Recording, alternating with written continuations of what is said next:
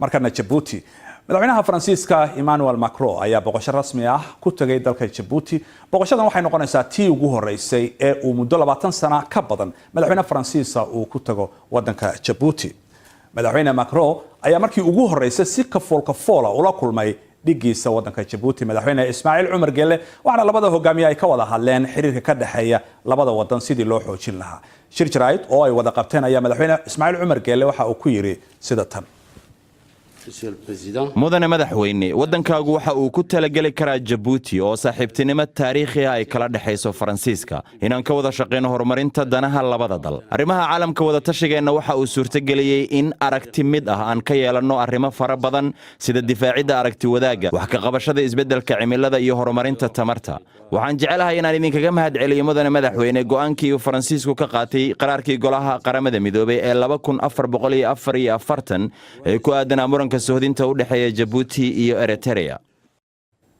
Madaxweyne Macron oo isna shirka jaraa'id ka hadlay ayaa waxa uu yiri: Jamhuuriyadda Djibouti waxaa ku yaala saldhigga ugu horeeyay ee Faransiisku ka dhisto meel ka baxsan wadankiisa oo ay ciidan badanna joogaan.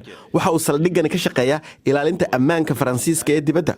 Djibouti waa goob muhiim ah, wax badan ayaanan wadaagnaa. Iskaashiga ayaa waxa kale uu yahay dhanka ammaanka iyo la dagaalanka argagixisada. Djibouti waxa ay door muhiim ah ka ciyaartaa ammaanka Soomaaliya oo ay ciidanka Djibouti qayb ka yihiin howlgalka AMISOM ee Soomaaliya. madaxweyne Macron waxa sidoo kale uu booqday saldhigga ciidamada Faransiiska ee Djibouti kaasi oo ah kan ugu weyn ee Faransiisku uu ku leeyahay meel ka baxsan wadankiisa. saldhigga waxa jooga ilaa iyo 1450 askari. wariyaha BBC-da Maxamuud Ismaan Bulxan ayaa warkan nooga soo diray Djibouti.